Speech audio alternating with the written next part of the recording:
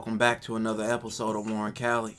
In this episode, we're going to detail a member of the Rivera 13 gang. Now, the Rivera 13 gang is from Pico Rivera, a city in the southeastern side of LA County, being about 11 miles from downtown LA. With Hispanic gangs being a majority in the city, the main gangs in Pico Rivera are Hispanic gangs that includes gangs like Barrio Pico Viejo, Hardin 13, Barrio Pico Nuevo, and Rivera 13, just to name a few. And the Rivera 13 gang, it is said they've been around since the 1950s and have been active in the city ever since. Inside Pico Rivera, they gained a lot of enemies from nearby gangs. But with that being said, let's get into this case. January 23rd, 2004. A man named John was chilling in front of a liquor store in Pico Rivera. He was from Pico Nuevo, which is a rival to Rivera 13. Robert and Chopper would be driving around. Robert was the driver, and Chopper was the passenger. They were both from Rivera 13. They would pull up to where John was and ask him where was he from.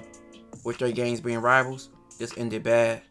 John would be shot multiple times, taking his life. Robert and Chopper would then soon drive off. This went as a cold case for several years, with no witnesses and no cameras on the scene. 4 years later, in 2008, Chopper was arrested by the police for driving with a suspended license. It was protocol for the police to take photos of suspected gang members' tattoos, and that's just what happened when Chopper was taken to the police station. The photos were kept on file, but little did the authorities know that the photos would be crucial pieces of evidence in an open case.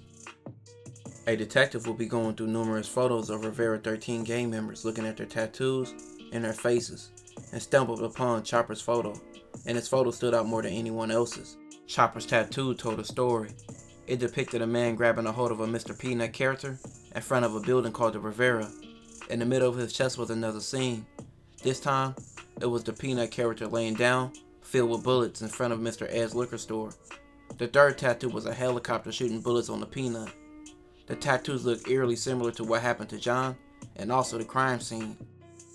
After putting two and two together, detectives knew that Chopper was somehow connected to the unsolved case.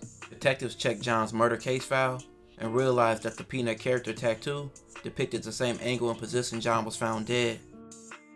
Authorities went undercover as gang members, equipped with recording devices, and started tracking Chopper. They got in good with Chopper and asked him about his unique tattoos. Chopper said it was a representation of his first killing.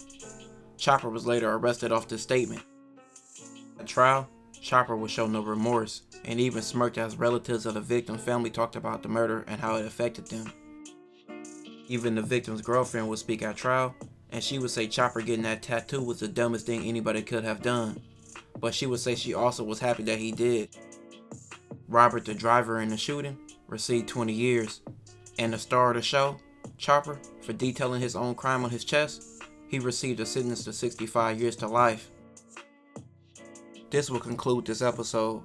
If you haven't already, make sure you check out my previous episodes. Don't forget to like, comment, and subscribe.